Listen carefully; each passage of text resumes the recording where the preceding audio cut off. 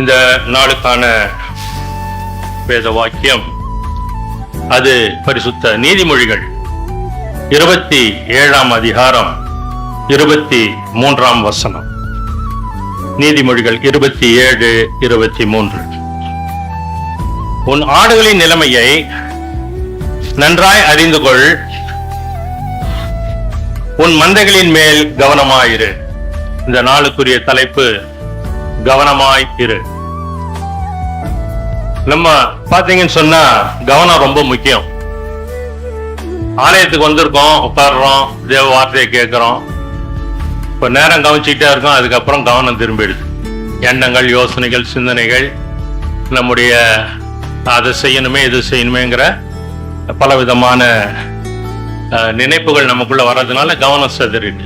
ஆனா வேதம் சொல்லுது கவனமா இருன்றது. நம்ம என்ன வேலை செய்யறோமோ அந்த வேலையில கவனம் இருக்கணும். ஒரு தொழில் பண்ணா அதுல கவனம் இருக்கணும். வியாபாரம் பண்றாங்க, கவனம் இல்லாம இருந்தா நஷ்டமாயிடும். அது மாதிரிதான் ஊழிய பாதையும். ஊழிய பாதையிலையும் நம்ம கவனமா இருக்கணும். ஊழிய பாதையில தான் ரொம்ப கவனமா இருக்கணும். ஏன் சொன்னாக்கா அது ஆத்மா சம்பந்தப்பட்ட காரியம். இந்த பூமியில வியாபாரம் பண்ணாலும் சரி, அல்லது என்ன விதமான பொருள் ஈட்டுக்காக நம்ம என்ன வேலை செய்தாலும் சரி, அது இங்க முடிஞ்சிடும். அது வந்து 100 ஆண்டு காலத்துக்குள்ள, இப்ப நம்ம 100 வயசு வாழ்றோம்னா அது 100 ஆண்டு காலத்துக்குள்ள முடிஞ்சிடும். அதுக்கு பிற்பாடு இருக்கிறதுதான் முக்கியம். அது யுக யுகமா வேதம் சொல்லுது. அப்படி இருக்கும்போது கவனம் நமக்கு ரொம்ப முக்கியம். கவனம் இல்லாம நம்ம வாழ்க்கை நடத்தணும்னு சொன்னா பிரச்சனைல போய் முடிஞ்சிடும். நீங்க நிறைய பேர் பாத்தீங்கன்னு சொன்னாக்கா வராங்க, ஆண்டவரை ஏத்துக்கொள்றாங்க, அப்படியே கொஞ்ச நாள்ல கவனம் திரும்பிடுது, திசை மாறிடுறாங்க. இஸ்ரவேல் மக்கள் மாதிரி விடுதலை வெளியே கொண்டு வராரு, முறுமுறுக்கிறாங்க, ஆண்டவர் சிக்ஷிக்கிறாரு, திருப்பியும் மாறுறாங்க, திருப்பியும் வராங்க, திருப்பியும் மாறிடுறாங்க. அதனால ஆண்டவர் நமக்கு எச்சரிக்கிறார், மந்தையின் மேல கவனமாயிருன்றார். அப்படின்னு சொன்னா நம்ம வீட்டு மக்கள் மேலே நம்ம கவனமா இருக்கணும். அதுவும் ஒரு மந்தை தான். சபை ஒரு மந்தை, நம்ம வேலை செய்யற இடம் ஒரு மந்தை, எல்லாமே ஒரு ஒரு மந்தை தான். மக்கள் கூடி இருக்கிற இடம் ஒரு மந்தையாக சொல்லப்படுது. அப்போ அதை நடத்துகிறவராக இருந்தாலும் சரி, அந்த மத்தியிலே நம்ம இருக்கிறவங்களா இருந்தாலும் சரி, எப்படிப்பட்ட விதத்துல நம்ம வாழ்ந்தாலும் சரி கவனமா இருக்கணும். அந்த மந்தையோட சேர்ந்து நம்ம உண்டு மாறிடக்கூடாது. ஏன்னா அது எப்படிப்பட்ட ஆடுகள் வேணா இருக்கலாம். அது செம்மறி ஆடு இருக்கலாம், வெள்ளாடு இருக்கலாம். தேவனுக்கு பிரியமான ஆடாக நம்ம மாறணும். அதுதான் முக்கியம். வேதத்தின் அடிப்படையில ஆண்டவர் என்ன சொல்றாரு பாருங்க. 2 ராஜாக்கள் 17 அதிகாரம் 37ஆம் வசனம். 2 ராஜாக்கள் 17:37.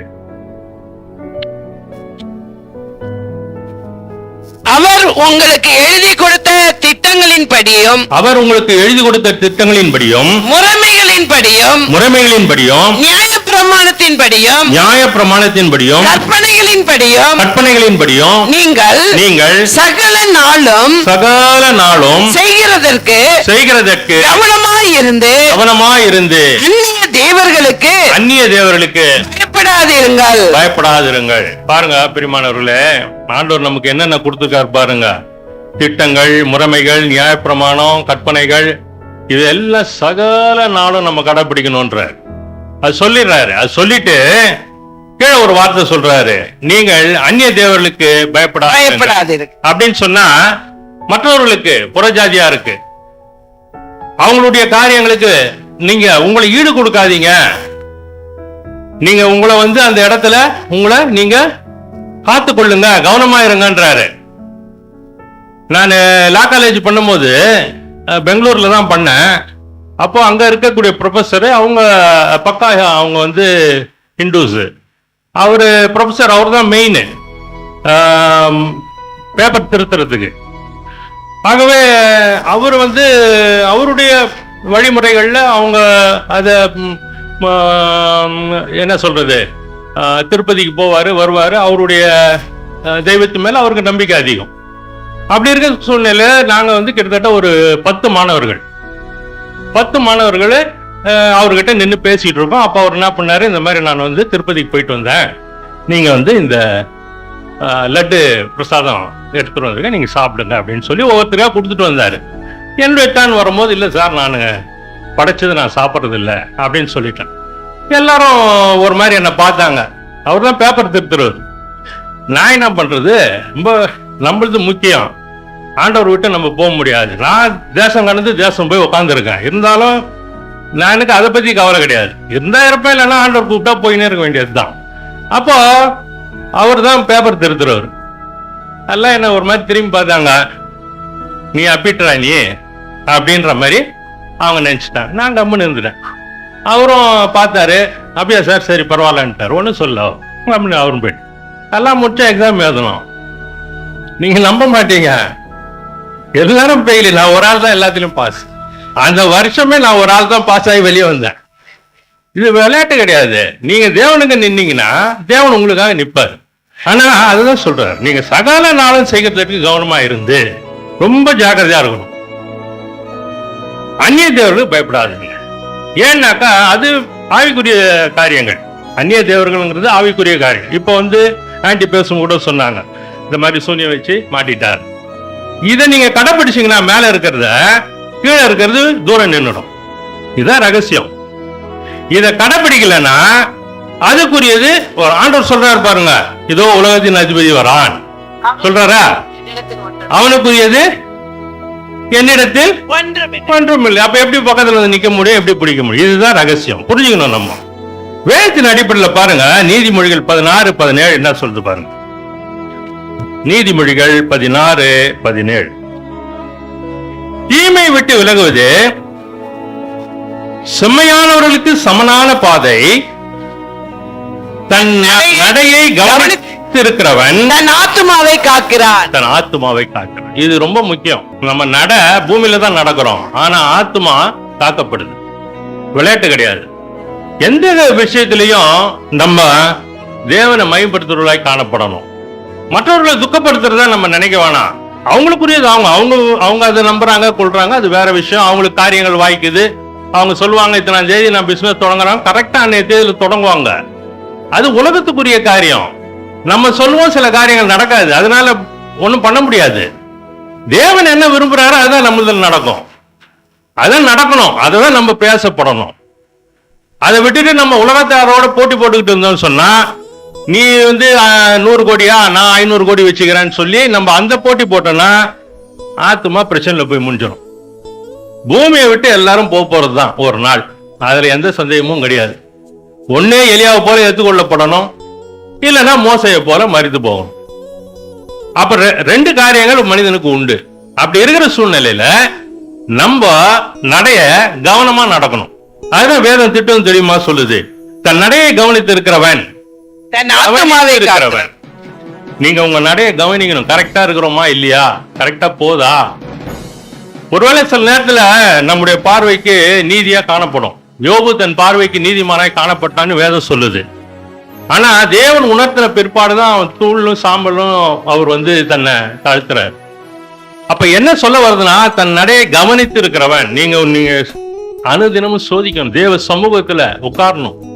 ஆண்டவரே, என் மனக்கண்களை திறந்து எனக்கு காட்டுங்கப்பா, நான் கரெக்டா தான் இருக்கிறேனா, நடக்கிறேனா, எனக்கு தோன்றதை காட்டிலும் நீர் என்ன சொல்கிறீர், அதை தான் நம்ம பிரயாசப்படணும். நம்முடைய ஜெபத்துல தேவனிடத்துல கேட்டு வாங்குறது தான் அதிகமா இருக்கணுமே கண்டி, நம்ம ஆண்டவருக்கு அட்வைஸ் கொடுக்குறவங்கள மாதிரி இருக்கக்கூடாது. ஆண்டவரே, என் முகம் இன்னும் கொஞ்சம் அழகா ஆக்கி இருந்தீங்கன்னா நல்லா இருந்திருக்குமே, இன்னும் இந்த கண்ணு கொஞ்சம் கூர்மையா, இந்த பார்வை கொஞ்சம் இன்னும் அப்படி தூக்கலா இருந்தா நல்லா. அவருக்கு அட்வைஸ் நம்ம கொடுக்க கூடாது, அவர் தான் நமக்கு கொடுக்கணும். ஆகவே அவரு நமக்கு கொடுத்திருக்கிறது என்ன அப்படிங்கிறது அவருக்கு தெரியும். நிச்சயமா அவர் நம்மளை ஆசீர்வதிக்கிற தேவனா இருக்கிறார். பாருங்க பிரியமானவர்களே, ரெண்டு காரியத்துல நம்ம நட கவனமா இருக்கணும். இது ஊழியரா இருந்தாலும் சரி, ஊழியத்துக்கு அழைக்கப்பட்டவங்களா இருந்தாலும் சரி, இல்லைனாலும் சரி, சாதாரண மக்களா இருந்தாலும் சரி, ரெண்டு காரியங்கள் மிக முக்கியமான காரியங்கள். அந்த ரெண்டு காரியத்துல நம்ம கவனம் அதிகமா இருக்கும். ஒண்ணு பரிசுத்தம்.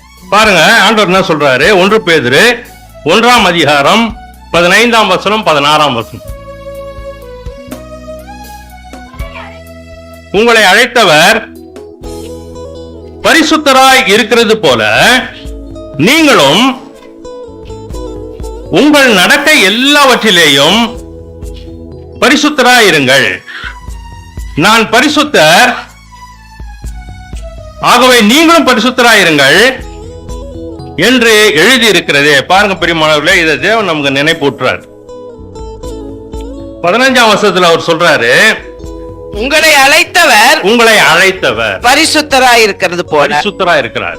நம்மள அப்ப நம்ம நினைப்போம், அப்ப என்ன ஊழியத்துக்கு அழைச்சிருக்கிறார்? முதல்ல உங்களை வட்டத்துக்குள்ள அழைச்சிருக்கிறார். அந்த கிறிஸ்துவ மார்க்கத்துக்குள்ளாக, கிறிஸ்துவின் பரிசுத்தமுள்ள ரத்தத்துக்குள்ளார உங்களை அழைச்சிருக்கிறார். அந்த பரிசுத்தமுள்ள ரத்தத்துக்குள்ள வரும் பொழுது அழைக்கப்பட்டவர் பரிசுத்தரா இருக்கிறது போல நீங்களும் உங்களை பரிசுத்தத்தை காத்துக்கொள்ளணும். நான் ஊழியத்துக்கு அழைக்கப்படல, நான் ஊழியத்துக்காக தெரிந்து கொள்ளப்படல, ஆனால் நான் என் இஷ்டப்படி வாழ்வேன், அந்த ஆண்டவர் என்ன மன்னிச்சிருவாரு. அதெல்லாம் மன்னிக்க மாட்டார். இஷ்டப்படி ஆனா அடிச்சு போட்டுருவார்.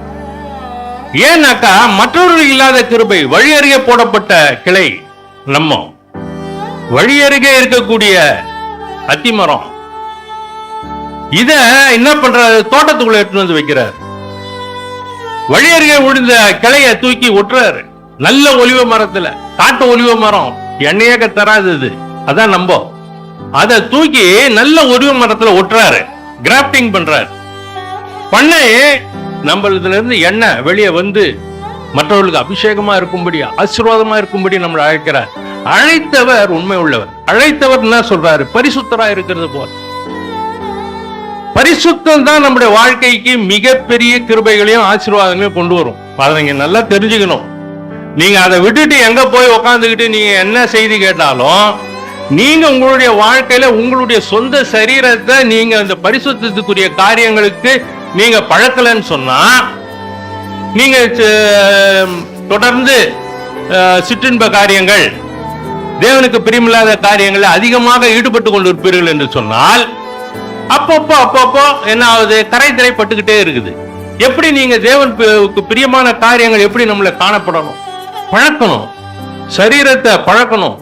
எப்படி ஒரு பயிற்சியாளர் தன்னுடைய மாணவர்களை பழக்கிறாங்களோ அந்த மாதிரி வேதம் நம்மளை பழக்கணும். அதுக்கு நம்ம இடம் கொடுக்கணும்.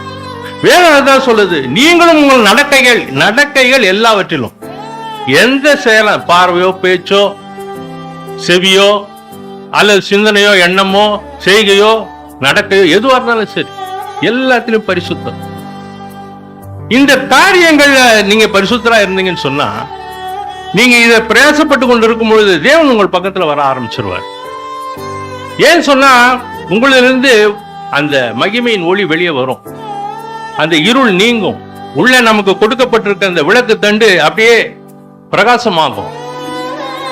பாவத்தின் நிமித்தம் மூடப்பட்டிருக்குது. தேவன் விரும்புகிற பரிசுத்தம் நம்மள காணப்படும். 2 காரியங்களை நம்ம கவனமா இருக்கணும். இந்த பூமியில 2 காரியங்கள்ல கவனமா இருக்கணும். ஒன்று பரிசுத்தம். மத்தேயு எழுதின சுவிசேஷம் 5ஆம் அதிகாரம் 8ஆம் வசனம் என்ன சொல்லுது பாருங்க. இருதயத்தில் சுத்தமுள்ளவர்கள் பாக்கியவான்கள், அவர்கள் தேவனை தரிசிப்பார்கள். தேவனை தரிசிக்கக்கூடிய அளவுக்கு நம்முடைய இருதயத்தை சுத்தம் பண்ணணும், பரிசுத்தம் பண்ணணும், தேவனுடைய ரத்தத்துல கழுவணும். சிந்தனைகள் எண்ணங்கள்ல பரிசுத்தம். தேவனுக்கு மிகவும் ரொம்ப அவர் நேசிக்கிறது நம்முடைய சிந்தனை எண்ணங்கள்ல. நம்முடைய சிந்தனைகளும் எண்ணங்களும் பரிசுத்தமாகும், தேவனுக்கு உகந்ததா இருந்ததுன்னு சொன்னா, இருதயத்தை அது சுத்தம் பண்ணும். இருதயத்தை அது சுத்தம் பண்ணும் பொழுது தேவனை தரிசிக்கக்கூடிய கிருபை நமக்கு கிடைச்சிடும். அதுக்குதான் நம்ம பிரயாசப்படணும். எத்தனை ஆண்டு காலம் நம்ம வாழ்ந்திருக்கிறோம் கொஞ்சம் யோசிச்சு பாருங்க. திரும்பி பார்த்தோம்னா 20 வயசு போயிட்டு இருக்கோம். சிலருக்கு 30, 40, 50, 60, 70, சிலர் 80 கடந்து கூட வந்துட்டு இருப்பாங்க. இன்னும் தேவனை தரிசிக்காம இருப்பாங்க. என்ன நடக்குது? அப்போ என்ன பிரயோஜனம்? நீங்க தேவனை தரிசிக்கும் பொழுதுதான் மறுரூபம் அடையறீங்க. அதனால புரிஞ்சுக்குங்க. தேவனை தரிசிக்க தான் சரீரம், ஆவி, ஆத்மா எல்லாம் மறுரூபமாகுது, எல்லாம் புதுப்பிக்கப்படுது, புது சிருஷ்டி ஆகுது. நீங்க தேவனை தரிசிக்காம வெறும் வார்த்தையை கேட்டுக்கிட்டு அப்படியே சர்வசாதாரணமா இயேசு நல்லவர், இயேசு நேசிக்கிறான்னு போய்கிட்டு இருந்தீங்கன்னா, அது எந்த கூட்டத்துக்குள்ளார நீங்க போய்கிட்டு இருக்கீங்கன்றதும் ஒரு நீங்க ஆவிக்குரிய கண்ணோட்டத்துல பாத்தீங்கன்னா தான் உங்களுக்கு தெரியும். நான் சொல்றது ஆவிக்குரிய காரியங்கள். சபையில உட்கார்ந்து இருக்க இந்த கூட்டத்தை வச்சு நான் சொல்லல, நல்லா நீங்க புரிஞ்சுக்கணும். நீங்க ஆவிக்குரிய கண்ணோட்டத்துல ஒரு கூட்டத்துல போய்கிட்டு இருப்பீங்க. அதெல்லாம் நீங்க எந்த கூட்டத்தோட நம்ம இருக்கிறோம்ன்றது நமக்கு தெரியணும். ஒரு முறை தேவன் காட்டுறாரு, பார்த்தாக்கா நான் என்னுடைய காலேஜ் நண்பர்களுடைய அந்த ஒரு பெரிய கூட்டம், அது பெரிய கூட்டம், அந்த கூட்டத்தில் நடந்து போயிட்டு இருக்கு. ஆண்டவர் அப்படியே பிரிச்சு கொண்டு வர்றாரு வெளியே. இதெல்லாம் நம்ம பார்க்கணும். நம்ம சில காரியங்களை பற்றி நம்ம யோசிக்கிறதே கிடையாது. அன்றாட நம்முடைய சாப்பாடு, நம்முடைய வேலை, நம்முடைய கவனங்கள் நம்முடைய குடும்பத்தின் மீது, மற்ற நம்மை சார்ந்திருக்கிற மீது நல்லதுதான், இல்லைன்னு சொல்ல. ஆனா நீங்க கவனம் முக்கியம். நீங்க பரிசுத்தத்துக்குரிய காரியங்கள் முக்கியம். தேவன் விரும்புகிற காரியங்கள் காணப்படணும். வேதம் என்ன சொல்லுது பாருங்க. 1 தெசலோனிக்கேயர் 5ஆம் அதிகாரம் 22, 23. பொல்லாங்கை விட்டு எல்லாத்தையும் விட்டு விலகுங்கள், சமாதானத்தின் தேவன் தாமே உங்களை முற்றிலும் பரிசுத்தமாக்குவாராக. உங்கள் ஆவி, ஆத்மா, சரீரம் முழுவதும் நம்முடைய கர்த்தராக இயேசு கிறிஸ்து வரும் பொழுது குற்றமற்றதா இருக்கும்படி காக்கப்படுவதாக. பாருங்க பிரியமானவர்களே, வேதம் திட்டம் தெரியும். 3 காரியங்கள் சொல்லுது. ஆவி, ஆத்மா, சரீரம். 3 காரியங்கள் பரிசுத்தமா இருக்கு. 3 காரியங்களை பிடிக்கிறான் எதிராளி. விளையாட்டு கிடையாது. அவனுடைய கவனங்கள் பயங்கரமா இருக்குது. அவர் பாத்தீங்கன்னு சொன்னாக்கா, யோபு எழுதின புஸ்தகம் 1ஆம் அதிகாரம் 8ஆம் வசனம் பாருங்க. யோபு 1:8 என்ன சொல்லுது பாருங்க.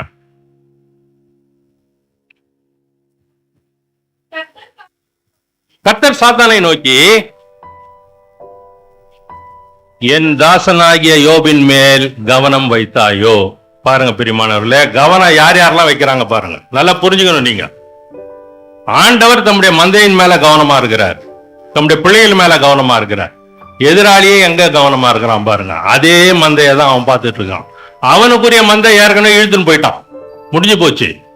ஆனா அவன் தேவனுடைய மந்தையிலிருந்து வெளியே இழுக்கணும். இப்ப இன்னைக்கு கூட சொன்னாங்க பாருங்க, ஒருத்தர் வெளியே போயிட்டு உள்ள வந்திருக்காருன்னு. காணாமல் போன ஆடு மாதிரி தான் அதெல்லாம். கெட்ட குமாரன் இல்ல, காணாமல் போன ஆடு கிடைக்கப்பட்டுச்சு. தேவனுடைய தயவு, கிருபை, இரக்கம். பாருங்க கவனம் எங்க போகுது பாருங்க. என் தாசனாகிய யோபின் மேல் ஆண்டவரும் அவனை கவனிக்கிறாரு. இந்த ராஸ்கல் எங்க பாக்குறான் பாரு அப்படின்னு தேவன் பார்த்துக்கிட்டே இருக்காரு. அவனை சாத்தான கவனிச்சுக்கிட்டே இருக்காரு. அவன் பார்வை யோபின் மேல உழுது. யோபா, சரி யோபு நம்மால பிரச்சனை இல்ல, அவனை வச்சு இவனை செய்வோம் அப்படின்ற ஆண்டவர். என் தாசனாகிய யோபின் மேல் கவனம் வலுக்கட்டாயமா இழுக்கிறார் ஆண்டவர். அவன் வாயை திறந்து ஒன்னும் சொல்லல, ஆனா அவன் கவனம் யார் மேல? யோபின் மேல இருக்குது. அந்த மாதிரி நம்ம தேவனுடைய பார்வையில சன்மார்க்கனும், நீதிமானும், பொல்லாப்பை விட்டு விலகிறவனும் ஆகிய தீமைக்கு பயந்து அப்படிங்கிற சர்டிபிகேட்டை வாங்கணும். தேவன் எடுத்து வாங்கணும் பிரியமானவர்களே. இவர் என்ன சொல்றாரு பாருங்க. யோசேப்பு 39ஆம் அதிகாரம் 9ஆம் வசனத்துல இத்தனை பெரிய பொல்லாங்க தேவன் பார்த்துக்கிட்டு இருக்கார். படிங்கம்மா. இந்த வீட்டிலே என்னிலும் பெரியவன் இல்லை, என்னிலும் பெரியவன் ஒருவனும் நீ அவருடைய மனைவியாய் இருக்கிறபடியால் உன்னை தவிர வேறொன்றையும் அவர் எனக்கு விலக்கி வைக்கவில்லை. இப்படி இருக்க நான் இத்தனை பெரிய பொல்லாங்குக்கு உடன்பட்டு தேவனுக்கு விரோதமாய் பாவம் செய்வது எப்படி என்றான். பாருங்க பெரியமான யோசேப்பு எவ்வளவு கவனமா இருக்காரு பாருங்க. தன்னுடைய ஆவி, ஆத்மா, சரீரத்தை ரொம்ப ஜாக்கிரதையா இருக்கணும். ஆவி, ஆத்மா, சரீரம் ஒரு மனிதனுக்கு அவனுக்குரியது. அது அவனுக்கு பொறுப்பு, அவன் தான். அது பாதாளத்துக்கு போச்சுன்னா அவன் தான் பொறுப்பு. தேவன் என்னென்ன சொல்லணுமோ சொல்லிட்டாரு, எப்படி எப்படி விளக்கணுமோ விளக்குறாரு, எப்படி எப்படி நடக்கணுமோ சொல்லி தராரு. ஆனா ஆத்மா பாதாளத்துக்கு போனா அந்த தனி நபர் தான் அவனுடைய ஆத்மாவுக்கு பொறுப்பு. நம்ம போயிட்டு மற்றவங்களை என்ன அவங்க மிஸ்லீட் பண்ணிட்டாங்க, இவங்க மிஸ்லீட் பண்ணிட்டாங்கன்ற பேச்சுக்கே இடம் கிடையாது. வேத திட்டமும் தெளிவா சொல்லுது. அதுக்குதான் சாட்சிகள், அதுக்குதான் வேதத்தின் அடிப்படையில் சொல்லப்பட்டிருக்கிற சாட்சிகள். மிகப்பெரிய கிருபைகள், விழுந்தாலும் தூக்கி நிறுத்தக்கூடிய கிருபை. பிரியமானவர்களே, வேதம் நமக்கு பல காரியங்களை கத்துக் கொடுக்குது. அதுல மிக முக்கியமான 2 காரியங்கள் தான். அதுல ஒண்ணு பரிசுத்தம். வேதத்தின் அடிப்படையில தானியேல் பாருங்க எப்படி நடந்துக்கிறார் பாருங்க. 1ஆம் அதிகாரம் 8ஆம் வசனம் என்ன சொல்லுது பாருங்க. தானியேல் 1:8.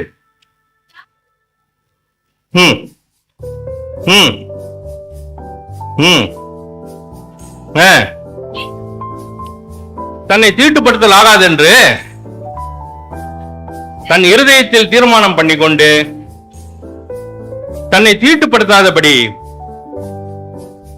பிரதான தலைவடத்தில் வேண்டிக் கொண்டான். பாருங்க இதுல என்னன்னா, இப்போ ராஜா போஜனம் கொடுக்குறாரு. இப்ப நம்மலாம் என்ன பண்றோம், எங்கன்னா விருந்துனா ரொம்ப சந்தோஷப்பட்டுறோம். சிலர் வந்து காலையில இருந்து சாப்பிடாம இருப்பாங்க. அது ஒரு பக்கம். நான் அந்த மாதிரி இருந்தவன் தான், அதனாலதான் சொல்றேன். காலையில இருந்து சாப்பிடாம இருப்பாங்க, சுக்கு காப்பி இஞ்சி காப்பி இததான் குடிச்சின்னு இருப்பாங்க. சாயந்தரம் விருந்துனா உள்ள பூந்து ஒரு காட்டுறது, அவன் உள்ள இருக்கவன் பயந்துருவான். அந்த மாதிரி ஒரு சம்பவம் நடந்தது. பட் ஆனா இப்ப நான் சொன்ன நேரம் இல்ல அது. அந்த மாதிரி அப்போ என்ன நடக்குதுன்னு சொன்னா, தானியேலு பாருங்க, ராஜா போஜனம் கொடுக்கிறாரு. அவர் பானம் பண்ணும் திராட்சை ரசத்தினாலும் தன்னை திராட்சை ரசமும் கொடுக்கிறார், போஜனமும் கொடுக்கிறார், ரெண்டு காரியங்கள் கொடுக்கிறார். ஆனா ஏன் வந்து வேதம் சொல்லுது தன்னை தீட்டுப்படுத்தல் ஆகாது என்று? ஒருத்தருடைய உணவு சாப்பிட்டா நம்ம தீட்டாயிடுவோமா அப்படின்னு சொன்னா யோசிக்கணும்.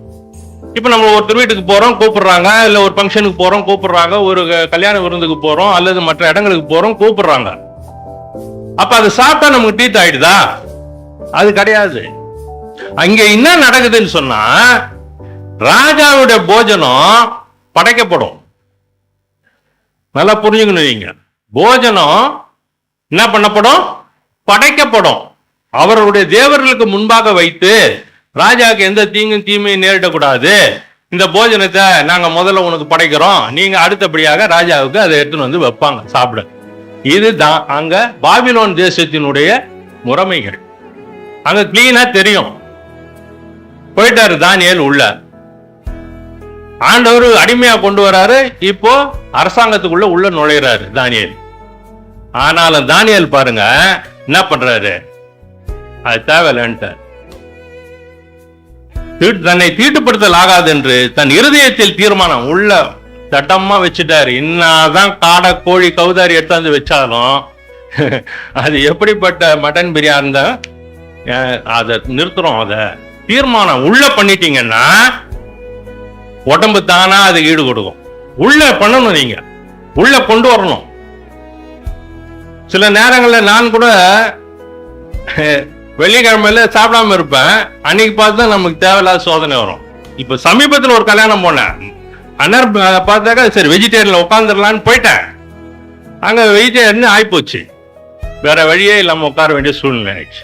பாருங்க எப்படி சோதனை தான் இதெல்லாம். எதுக்கு சொல்ல வரேன்னா, உள்ளத்துல தீர்மானம் பண்ணணும். இன்னைக்கு சாப்பிட்டா இதுதான், இல்லைன்னா இல்லை. அதுதான் நம்ம தீர்மானம், அதுதான் எடுக்கணும் நம்ம. அப்படி இருக்கிற சூழ்நிலையில பாருங்க, தீர்மானம் பண்ணி கொண்டு தன்னை தீட்டப்படுத்தாதபடி பிரதானிகளின் தலைவனோடு வேண்டிக் கொண்டான். கர்த்தர் தயவு கொடுப்பார். அதுக்கப்புறம் படிச்சுட்டு வந்தீங்கன்னா நிறைய காரியங்கள். அப்ப எதுக்கு சொல்ல வரான்னா, உணவு வகைகளை கூட நம்ம பரிசுத்தத்துக்குரிய காரியங்களை ஈடுபடணும். கொழுமையான பதார்த்தங்கள் இருக்குன்னு சொல்லி போய் விழுந்துடக்கூடாது. அதுக்கு பிற்பாடு அதுக்கு அந்த கொழுமையான பதார்த்தங்களுக்கு பின்னால என்ன இருக்குதுன்றது நமக்கு தெரியாது. அது ரொம்ப ஜாக்கிரதையா இருக்கணும். தாவீது சொல்லுவாரு சங்கீதத்துல, என்னுடைய எதிராளிகளுடைய பந்தியில இருந்து நான் எதையும் சாப்பிடக்கூடாது ஆண்டவரே. ரொம்ப ஜாக்கிரதையா இருக்கும். ஆகவே பாருங்க பிரியமானவர்களே, பரிசுத்தம் ரொம்ப முக்கியம். நேரம் வர ஆயிட்டு இருக்கு. ஆகையினால ஜாக்கிரதையா இருக்கணும். நம்முடைய கவனம் பரிசுத்தத்துக்குரிய காரியங்கள தான் இருக்கணும். நம்முடைய சிந்தனை எண்ணங்கள் வெளியே போகக்கூடாது. இன்னும் கொஞ்சம் டீப்பா உங்களுக்கு ஒரு காரியத்தை சொல்லணும்னு சொன்னா, 1 கொரிந்தியர் 7ஆம் அதிகாரம் 1ஆம் வசனம். இது கொஞ்சம் கடுமையா இருக்கும், பாருங்க. நீங்கள் எனக்கு எழுதின காரியங்களை குறித்து நான் எழுதுகிறது என்னவென்றால், ஸ்திரீயை தொடாமல் இருப்பது மனுஷனுக்கு நல்லது. இது என்னன்னா கணவன் மனைவிக்குரியது கிடையாது. நல்லா புரிஞ்சுக்கணும். நீங்க ஒரு நபர் இன்னொரு ஸ்திரிய, தன் மனைவி அல்லாத ஸ்திரியை தொடக்கூடாது. இன்னைக்கு பாத்தீங்கன்னா சமுதாயத்துல சோசியல் மூவ்மெண்ட்ஸ் நிறைய இருக்குது. பயங்கரமா அப்படியே மாத்திக்கிட்டு வரோம். ரொம்ப சகஜமா மூவ் பண்றாங்க, ரொம்ப சகஜமா இருக்கிறாங்க. ஆனா மனசுக்குள்ள இல்லைன்னா கூட எதிராளியினுடைய கவனம் தீர்மானம் என்னன்றது அவங்களுக்கு தெரியல. ரொம்ப ஜாக்கிரதையா இருக்கணும். அதே மாதிரிதான் பெண்களுக்கும், ஆண்களை தொடாமல் இருப்பது நல்லது. அப்படியே நீங்க மாத்திக்கணும். இன்னும் எங்களுக்கு சொல்லலையா? அப்ப நாங்கெல்லாம் பிரியே கிடையாது, உங்களால தான் பிரச்சனையே. இன்னைக்கு நாங்க மாட்டியன் முழிக்கிறது உங்களுடைய அன்பினுடைய வலைதான். ஆகையினால வேதம் பாருங்க திட்டம் தெளிவா சொல்லுது. ஜாக்கிரதையா இருக்கணும். பரிசுத்தத்துக்குரிய காரியம் சமுதாயத்துல அப்படியே நமக்கு ஃப்ரீயா இருக்கு, போகாதீங்க, தூரம் நிக்கணும், ஒதுங்கி நிக்கணும், தரையில இருக்கிற படகு மாதிரி இருக்கணும். உள்ள போய் கடல்ல மாட்டிக்கிச்சுன்னா காத்து இப்படி அடிக்கும் அப்படி அடிக்கும், எப்படி வேணா போய் படகு ஒழிஞ்சு போயிடும், கவிழ்ந்து போயிடும், மூழ்கி போயிடும். ஜாக்கிரதையா இருக்கணும். ஆகவே பிரியமானவர்களே, பரிசுத்தம் தேவனுடைய வாழ்க்கையில 2 காரியங்கள்ல, ஒண்ணு பரிசுத்தம், பரிசுத்தமா இருக்கணும். பரிசுத்தம் இல்லைன்னா தேவனை தரிசிக்க முடியாது, அப்ப தேவனுடைய ராஜ்யத்துக்குள்ளேயும் போக முடியாது. அதுதான் ரொம்ப முக்கியம். வேதம் என்ன சொல்லுது பாருங்க. 2வது காரியம் தேவ சித்தம். நம்முடைய வாழ்க்கையில தேவனுடைய விருப்பம் நிறைவேறணும். 2 காரியங்கள் தான் உங்களுக்கு சொல்ல போறேன் இன்னைக்கு. நீங்க ஊழியரா இருந்தாலும் சரி, சாதாரண மக்களா இருந்தாலும் சரி, ஊழியத்துக்கு அழைக்கப்படாமல் கிறிஸ்துவை ஏற்றுக்கொண்டவர்களா இருந்தாலும் சரி, எல்லாருக்குமே தேவ சித்தம் உண்டு. ஐயா, நான் ஊழியம் பண்ணல, ஆனா ஆபீஸ்ல தான் வேலை செய்யறேன். ரொம்ப சந்தோஷம். அங்க இருக்கிறவங்களுக்கு நீங்க தான் சாட்சி. நீங்க ஊழியம் பண்றவங்களை விட உங்களுக்கு தான் அதிகமான இது. ஏன்னா ஐயா, அவங்க பேர் ரூத்துங்க. எப்படிங்க ஐயா? ஐயோ, லஞ்சம் வாங்குறதுல நம்பர் 1 ஐயா. பேப்பர்ல கீழே அந்த பர்டிகுலர் டாக்குமெண்ட் போனாதான் மேல் டாக்குமெண்ட் மூவ்மெண்ட் ஆகும் அப்படின்னு சொல்ற மாதிரி இருக்கக்கூடாது. ரூத்தா, அவங்க தேவ பிள்ளைங்க. அவங்க இங்க இருக்க வேண்டிய ஆளே கிடையாதுங்க. எப்படியோ தேச மாதிரி இங்க வந்து உட்காந்துக்கிறாங்க. தேச மாதிரி வரல, அங்க இருக்கிற மக்களுக்கு அவங்க சாட்சி. ரொம்ப ஜாக்கிரதையா இருக்கணும். வேதத்தின் அடிப்படையில் பாருங்க, மத்தேயு எழுதின சுவிசேஷம் ஆண்டவர் ஸ்ட்ரிக்டா சொல்றாரு. 7ஆம் அதிகாரம் ரொம்ப ஸ்ட்ரிக்டா சொல்றாரு. 21ஆம் வசனம், பரலோகத்தில் இருக்கிற என் பிதாவின் சித்தத்தின்படி செய்கிறவனே பரலோக ராஜ்யத்தில் பிரவேசிப்பானே அல்லாமல்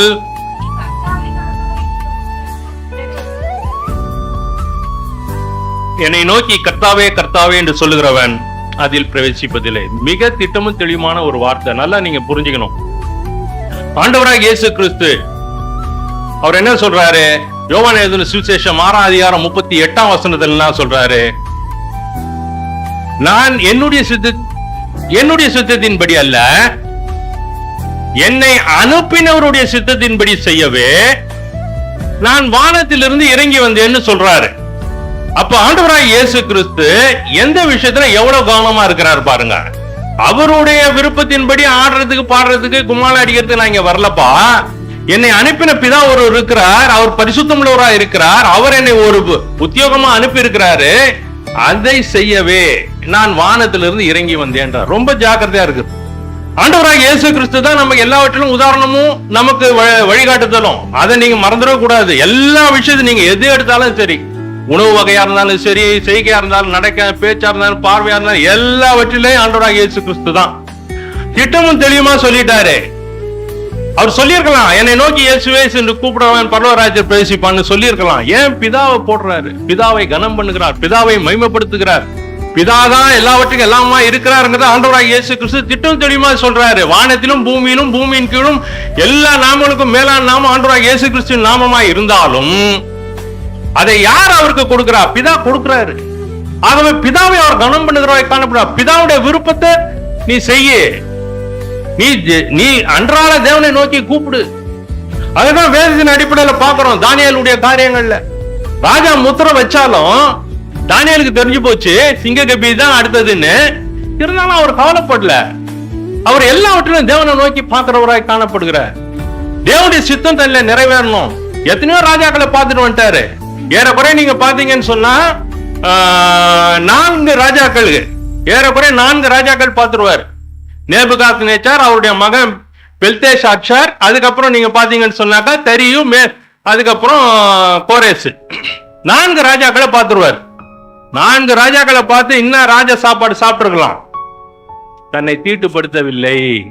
புரிஞ்சுக்கணும். நம்ம அந்த இத்தனை ஆண்டு காலம் ராஜ சமூகத்து சாப்பாடெல்லாம் எப்படி இருக்கும் கொஞ்சம் யோசித்து பாருங்க. நம்முடைய கல்யாண விருந்திலே எப்படி இருக்குது? அப்படி இருக்கும்போது ஒரு பாபிலோன் தேசம் முழு 127 ராஜ்யங்கள் அடங்கிய ஒரு நிலப்பரப்புங்க. அது 127 ராஜ்யங்களுக்கு பாபிலோன் நேபுகாத்நேச்சார் தான் ராஜா. எல்லா தேசத்தினுடைய உணவும் உள்ள வரும், அதுல உச்சிதமானது வந்துடும். கொஞ்சம் யோசித்து பாருங்க. நம்முடைய பிரைம் மினிஸ்டர் வீட்டுக்கோ பிரசிடென்ட் வீட்டுக்கோ எப்படிப்பட்ட உணவுகள் போகும் பாருங்க. ஒருத்தர் சொன்னாரு, அதுல ஒரு செக்யூரிட்டியா இருக்கிறவர் ஒருத்தர் சொன்னாரு, ஆப்பிள் வந்ததுன்னு சொன்னா பிரசிடென்ட் வீட்டுக்கு கிட்டத்தட்ட 2 கிலோமீட்டருக்கு அந்த வாசனை வருமா, ஆப்பிளுடைய வாசனை. அப்ப எப்படிப்பட்ட ஒரு உச்சிதமான தேசத்தின் நன்மை போய் சேருது. கொஞ்சம் யோசித்து பாருங்க. ஏசாயா அதிகாரம் 1ஆம் அதிகாரத்துல பாத்தீங்கன்னாக்கா, தேசத்தின் நன்மையினால் உன்னை திருப்தி ஆக்குவேன்னு ஒரு வசனம் இருக்கும். அப்போ பாருங்க பிரியமானவர்களே, என்ன நடக்குது? தேவனுடைய சித்தம் முக்கியம். தானியேல் அதை ஓரம் கட்டிட்டார். இது எனக்கு முக்கியம் இல்லப்பா. அதனால்தான் சிங்கத்துல கபில உள்ள போட்டா கூட சிங்கத்துக்கு வாசனை இல்லை. நல்லா நீங்க புரிஞ்சுக்கணும். பாருங்க, வேதத்தின் அடிப்படையில் டைம் ஆயிடுச்சு, அதனாலதான் நான் நிறைய பேச முடியல. தானியேலை தூக்கி உள்ள போட்டாங்க. நீங்க கொஞ்ச நேரம் உட்காந்தீங்கன்னா கொஞ்சம் சொல்லுவேன். தானியேலு உள்ள தூக்கி போட்டாங்க. ஏன்? இவரு தேவதூதன் என்ன பண்றாரு? வாயதான் கட்டுறாரு. சிங்கம் கை கால் ஃப்ரீயா தான் இருக்குது, வாய கட்டிட்டாரு. மூக்கு நல்ல வாசனை வரும். நல்லா புரிஞ்சுங்க. நமக்கு முன்னால சாப்பாடு வச்சுட்டாலும் வாய கட்டினா கூட சாப்பாட்டினுடைய வாசனை உள்ள வரும். கை தானா போகும். எடுத்து சாப்பிட முடியுதோ முடியலையோ கை வரும். சிங்கத்துக்கு மூக்கு ஃப்ரீயா இருக்குது, 2 காலும் 2 கையும் ஃப்ரீயா இருக்குது. தானியேல் அடிச்சிருக்கலாம் இல்ல, ஏன் அடிக்கல?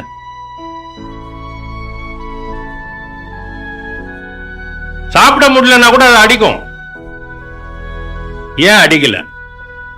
மாம்ச வாசனை இல்ல, அங்க வெறும் காய்கறி தான். நல்லா புரிஞ்சுக்கங்க. சரீரம் பூமிக்குரிய இச்சைக்கு ஒடுங்கி போச்சு. புல்லு மாதிரி இருக்குது சரீரம். இல்லைன்னா விளையாடப்பட்ட கல்லா மாறி போச்சு. அது இப்படி இப்படின்னா கூட ஒண்ணுமே காணுமே, ஏதோ ஊந்தது, ஆனா ஒண்ணுமே இல்லையாடா, வாசனையே இல்லையா சொல்றோம்ல. சிலரு கட்சிக்கு ஏதாவது இருந்தா கூட சாப்பாடு எல்லாம் இருக்குது கட்சிக்க அப்படின்னு கேட்போம். கவனிச்சிருக்கிறீங்களா? அந்த மாதிரிதான் சிங்கத்துக்கு முன்னால போட்டா கூட கட்சிக்க ஒண்ணு இல்லையா, இன்னத்தையும் போட்டிருக்காங்க. நல்லா புரிஞ்சுக்கணும். அப்ப எப்படிப்பட்ட சரீர ஒடுக்குதல் அங்க இருக்குது பாருங்க. எப்படியாக தானியேல் தன்னை ஒடுக்கி இருக்கிறாரு பாருங்க. சிங்கத்துக்கு முன்னால போனவன் சிங்கத்துக்கு தெரியல, வாசனை இருந்தா தான் அது பக்கத்துல வரும். அது கல்லை தாண்டி போகுது, புல்லை தாண்டி போகுது, மண்ணை தாண்டி போகுது, அது பட்டு நோண்டி நகுது கிடையாது. அந்த மாதிரி ஆயிட்டாரு தானியேல். விலையேறப்பட்ட கல்லு. சரி, இருந்தாலும் நமக்கு ஒரு சாட்சி அவர் இருக்கணும் தான் ஆண்டவர் தூதன் அனுப்பிச்சு வாயை கட்டி விட்டார். பிரியமானவர்களே, தேவ சித்தம் நம்மள நிறைவேறணும். வேதம் அதான் திட்டம் தெளிவுமா சொல்லுது. எபேசியர் 5ஆம் அதிகாரம் 16, 17 வசனம் என்ன சொல்லுது பாருங்க.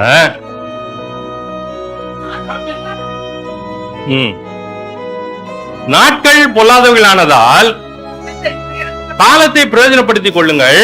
ஆகையால் நீங்கள் மதியற்றவர்களாயிராமல் கர்த்தருடைய சித்தம் இன்னதென்று உணர்ந்து கொள்ளுங்கள். கர்த்தருடைய சித்தம் இன்னதென்று உணர்ந்து கொள்ளுங்க. நம்முடைய வாழ்க்கையில தேவன் விரும்புற காரியம் என்ன? என் வேலை என்னப்பா? பாருங்க, யோவான் வந்தாரு, அவர் வேலை என்ன? ஆண்டவராக இயேசு கிறிஸ்து யாருங்கிறத அவர் விளக்கிட்டு சொல்லிட்டு போயிடணும், அவ்வளவுதான் அவருடைய வேலை. அவர் வந்தாரு, ஏதாவது ஒரு அதிசயம் பண்ணாரா யோவான்? ஏதாவது ஒரு அற்புதம் நடந்ததா? ஏதாவது ஒரு தண்ணீரை திராட்சரசமா? ஒண்ணுமே கிடையாது, ஒண்ணுமே பண்ணலங்க. ஆண்டவர் சாட்சி சொல்றார், இவனை காட்டிலும் பெரிய தீர்க்கதரிசி வேறு எவனும் இல்லைன்ட்டார். சின்ன விஷயத்துல பெரிய பட்டம் வாங்கிட்டு போயிடலாம், ரொம்ப சிம்பிள். அப்படி இருக்கிற சூழ்நிலையில நம்ம இத்தனை ஆண்டு காலம் வாழ்றோம், என்ன தேவ சித்தம் என்னடா நம்ம வாழ்க்கையில அப்படின்னு நம்ம என்னைக்குன்னா நமக்கு தெரிஞ்சுன்னு இருக்கிறோமா? ஆமென், அல்லேலூயா. ஆகையினால பாருங்க பிரியமானவர்களே, ஐயாவை பார்த்துட்டா, அதனால்தான் அப்ப என்ன நடக்குதுன்னு சொன்னா, தேவ சித்தம் நம்மள நிறைவேறணும். இன்னும் நம்ம மதியற்றவர்கள பூமிக்குரிய காரியங்கள்ல இன்னும் நம்ம பிசினஸ் பெருசாக்கணும். பிசினஸ் ஓரளவுக்கு இருக்குதா, சந்தோஷம். குடும்பத்தை நடத்தக்கூடிய அளவு இருக்கா, சந்தோஷம்.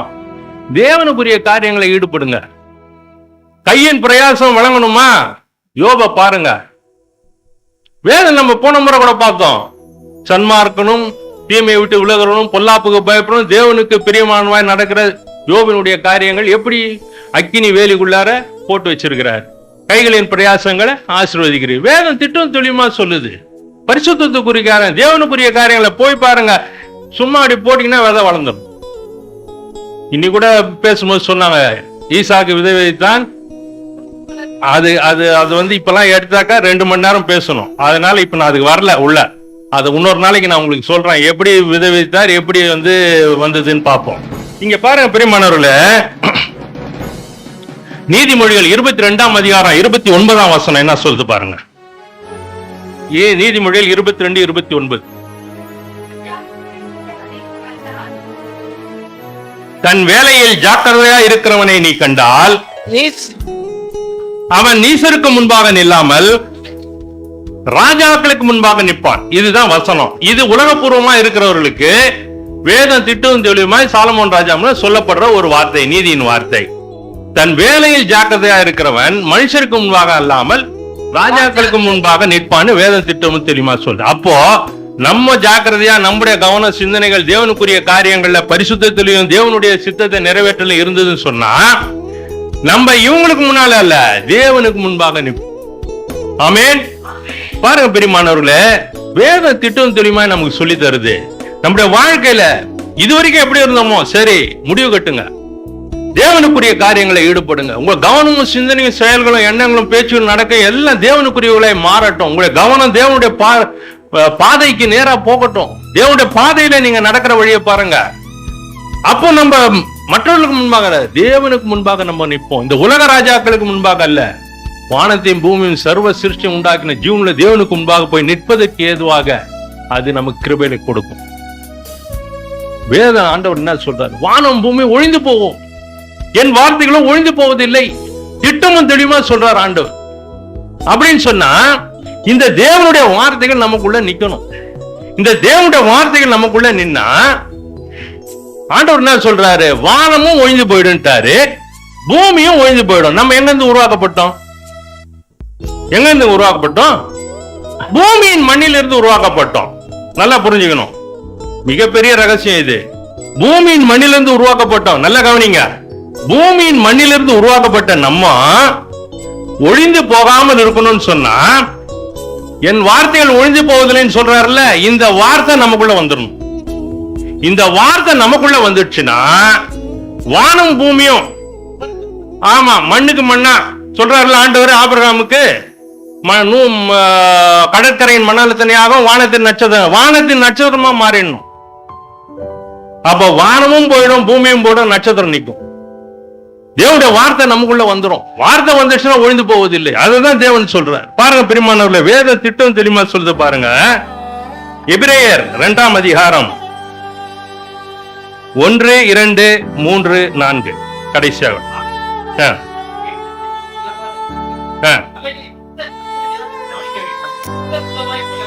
தேவ தூதர் மூலமாய் சொல்லப்பட்ட வசனத்திற்கு விரோதமான எந்த செய்கைக்கும் கீழ்ப்படியாமைக்கும் நீதியான தண்டனை வரத்தக்கதாக அவர்களுடைய வசனம் உறுதிப்படுத்தப்பட்டிருக்க, முதலாவது இந்த வசனங்கள் தேவன் மூலமாய் அறிவிக்கப்பட்டு, இந்த தலைப்பு நீங்க பாத்தீங்கன்னு சொன்னா, அன்னைக்கு போன முறை வந்து பேசிட்டு போன அந்த நைட்டே ஜபத்துல ஆரம்பிச்சிடும். ஆண்டவரே, அடுத்த முறை நம்ம போகும்போது என்ன நான் கொடுக்கணும். அன்னைக்கு நைட் எனக்கு கொடுக்கப்பட்ட வார்த்தை தான் இந்த தலைப்பு. கர்த்தருடைய காரியத்தில் கவனமாயிருன்னு இந்த வார்த்தையை சொன்னார். அந்த கவனமாயிருன்றதை வச்சுதான் ஆண்டவரே இதுக்குரிய வார்த்தைகளை கொடுங்கன்னு சொல்லி கேட்டு இன்னைக்கு உங்க மத்தியில பேச முடியாத கிருபை. அதான் வேதம் சொல்லுது பாருங்க. முதலாவது கர்த்தர் மூலமாய் அறிவிக்கப்பட்டு பின்பு அவரிடத்தில் கேட்டவர்களாலே நமக்கு உறுதியாக்கப்பட்டதும் அடையாளங்களினாலும் அற்புதங்களினாலும் பலவிதமான பலத்த செய்கைகளினாலும் தம்முடைய சித்தத்தின்படி பகிர்ந்து கொடுத்த பரிசுத்த ஆவியின்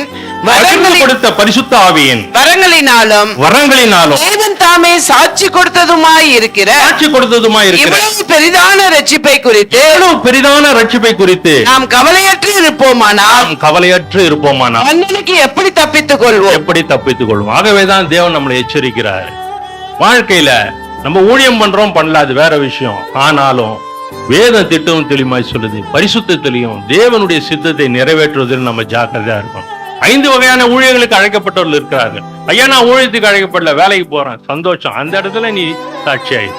அததான் தேவன் சொல்றார். இவ்வளவு பெரிதான ரட்சிப்பை குறித்து நாம் கவலையற்று இருப்போமானால் தண்டனைக்கு எப்படி தப்பித்துக் கொள்வோன்றார். அப்போ உலக போக்குக்குள்ளார நம்ம போகாம தேவனுக்கு பிரியமான பரிசுத்தத்திலையும் அவருக்கு பிரியமான சித்தம், அவருடைய சித்தம் என்னப்பா அதை நிறைவேற்ற, அதுதான் யோசேப்பு நிறைவேற்றினார். சொப்பனத்தை பார்த்துட்டாரு. சொப்பனம் நிறைவேறணும்னா இந்த 2 காரியங்கள் முக்கியன்றது அவருக்கு தெரிஞ்சிடுச்சு. ஆகவேதான் அவர் இத்தனை பெரிய பொல்லாங்குக்கு நான் எப்படி உடன்படுவேன்ட்டார். தன்னை விலக்கி காத்து கொண்டார். பிரியமானவர்களே, கர்த்தருடைய காரியத்துல நாம் கவனமா இருப்போம். பரிசுத்தத்திலையும் தேவனுடைய விருப்பத்தை நிறைவேற்றுவதிலும் நம்மை அர்ப்பணிப்போம். கர்த்தர் நம்மை ஆசீர்வதித்து வழிநடத்தி காப்பாராக.